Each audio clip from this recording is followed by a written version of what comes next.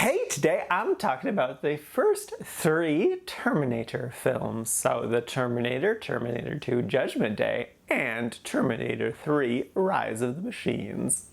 First up is The Terminator. This is a 1984 film that I have seen before, and the basic premise: in the future, after a nuclear holocaust, machines have taken over the world, and humanity is in a resistance fight against them, but maybe they're winning. So the machines get desperate and send a Terminator back in time to kill the leader of the resistance before he was even born. And yeah, no, this movie's great. I thoroughly enjoyed this. What I was really impressed with too was the fact that I remembered this movie really well, even though it's been probably like 15 years since I've seen it. And with that though, I could still get emotionally involved in the movie as if I hadn't seen it. Just like the chaos that happens throughout it, and just like getting into Sarah Connor's mindset of just being like, you know, she's just a young woman who just wants to have a nice job and a boyfriend and just enjoy life and get along with her friends. But then suddenly there's just really intense violence happening around her, and people making these crazy claims about being from the future and being a robot, and it's just like, what is happening? This is so intense. And like, man, no, it really worked for me on so many levels. Like, one of the big things I loved was the casting, like how Schwarzenegger as the Terminator is just like this really handsome, just like beast of a man, and then Kyle Reese, who's the hero of this story, is really scruffy looking, like homeless man, basically. He literally steals a homeless man's coat and pants, and it's like, this is the guy we're supposed to trust? He seems f***ing insane, especially like how he just stalks Sarah for a while, and it's yeah. I love the detail where like, yeah, they're from the future, but they don't have perfect information, so like they don't know where Sarah exactly lives or what she looks like, so the Terminator is just killing people with her name. Like, that's really interesting, and the time travel aspect of this is interesting too, because like they make the claim that the future with the robots is just one possible future, but if you've seen the movie, you know that that's technically not true. I mean, the other movies try to make that claim too, but it's not possible because of the things that happen in this film. Spoilers if you haven't seen it. In order for the savior of humanity to exist, John Connor, Kyle Reese has to go back in time to impregnate his mom. Ergo, it's just a fixed circle. In order for this guy to exist, he has to send his dad back in time to have sex with his mom, and then he can exist, and then he can send his dad back in time to have sex with his mom. This just happens. It's a closed loop. It's fixed time travel. They can't say that in the movie because then there'd be no dramatic tension, because we know that everyone makes it out in the end. But yeah, no, it's fixed time travel. The other movies try to mess with it in so many weird, strange ways, but I'll get into that later. Anyway though, yeah, no, it's a great movie. It's definitely of its time, and it doesn't have the biggest budget, and that shows, but it's still a terrific movie. I love the concepts, I love the action, I love the story in general. It just like top to bottom really worked for me, even though like the budget is noticeable. So yeah, no, thoroughly enjoyed this movie.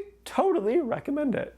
Next up is everyone's favorite Terminator 2 Judgment Day. And I understand why this is everyone's favorite. It is an incredibly fantastic movie. Like, just aesthetically, this is what you want an action movie to look like. It looks cool. The stunts are very clearly real and meticulously put together. You can see them really well. You can see the carnage of cars exploding and just stuff getting destroyed. The visceralness of it all. There's so many incredible, just insane stunts in this that are just like iconic. This is without a doubt one of the best action movies of all time. Top 5. Easily call it as the gold standard for action. I love how much of a badass Sarah Connor has become, especially because like it's so realistic. A character growth from like her small naiveness in the first one to just like she saw some shit and now she's traumatized for life and she has to just deal with that, and that's just great. It makes sense that John would be in foster care and just be this like snotty little bitch. Having this new Terminator as a liquid metal one is just incredible. Like, that's a perfect way to escalate the Terminator, because like, yeah, the Terminator previous one was just this unrelenting force that constantly went after them, but having them being liquid just like amplifies it by 100, because he could just kind of do almost anything. Not everything. They did limit it, which was a good choice, but like, I have to rank this movie comparatively to the first Terminator. And so I'm like, okay, what doesn't work with these movies and how does that stack up against the other one? So obviously with the first one, it's the budget, that's its biggest issue. But for this one, in a sense, the setup of the film, but kind of how they just immediately broke the lore of the universe. Because the entire point of the film is that fate is what you make it, but that's not possible given the constraints of the universe that they've created. Because again, it's fixed time travel, it's a closed loop. So you can't change the future, otherwise it undoes John's existence. So logic breaks down there. But also, in the first movie, they explained that the machines had just finished this time machine. They sent back a Terminator, good guys broke in, they sent back Kyle Reese, and then they destroyed the machine. So when did they send back these other two Terminators? When did they have time to do it? Because they just destroyed everything. And it's like, if they did it after Kyle Reese got sent back, why did they do that? Also, why did they lie to Kyle Reese about destroying the machine? There's just some logical things that I can't make sense of. If you can give me answers to those things, please inform me, enlighten me. It's been over 30 years since the second one, so I'm sure people have come up with like good theories. I'm like, oh, this is how this thing happened. I'd love to hear them. But like, again, I'm just being really pedantic here because I needed to compare this one to the first one and be like, okay, how do I rank these two? And so that stuff bothered me enough that it pushes it down just slightly below the first one. I know everyone loves this movie and they love it for good reason. Like if we were to go on a scale of 100, the first one's like a 98 and this one's like a 97, essentially. So they're both incredible films. And so if this is your favorite, totally makes sense. 100% get it. It's just that one little thing kind of irked me a little bit, took off the tiniest little point, and that's my whole thing. But if you haven't seen the movie or it's been a while, totally recommend it. It's well worth a watch. It's an incredible film. Definitely worth all the praise. And lastly is Terminator 3, Rise of the Machines. People are going to be surprised what I have to say about this movie, in that I enjoyed it a lot. It is visually a noticeable step down, because like you went from the most iconic, perfectly cinematographied action film to what looks like just regular standard of its time action film. It went from pure iconicness to just mid. And it's like, okay, I can understand why that would frustrate people for sure. But like, if I was able to get past the cheapness of the original, I can get past the aesthetics of this one. Yeah, no, there's a lot I like about it. I think the story is really interesting, that John doesn't really have a point in his life when there's no apocalypse. I love Claire Danes as sort of like the spiritual successor to Sarah Connor, just like this strangely badass woman who most of the time doesn't use those skills because she has no need for them, but like if there's ever an extreme need where she needs to use those skills, she just kicks ass, and that's great.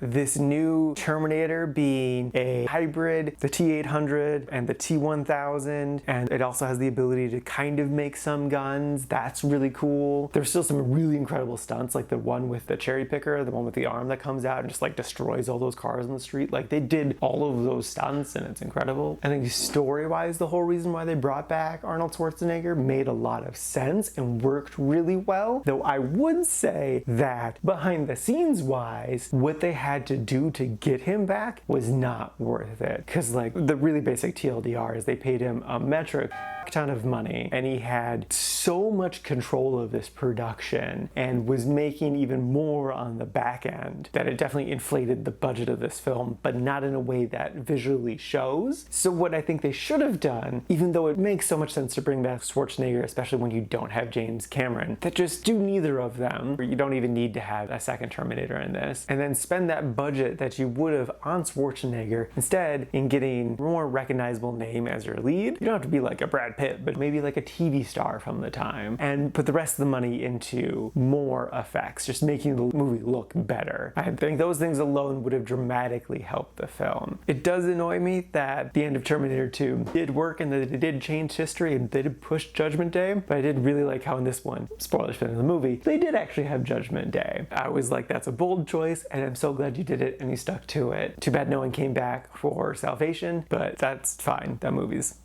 interesting in its own way. So yeah, I honestly really enjoyed this movie and would recommend it. Like, it's not as pretty and iconic as the second one is, and it's not as interesting as the first one, but I do think they do some things here that are interesting and are well worth a watch. If you're like, oh, the movie breaks the universe, no, the second movie broke the universe. It's all broken. It's just a big mess. So yes, controversial opinion, I really enjoyed this movie. I would recommend it.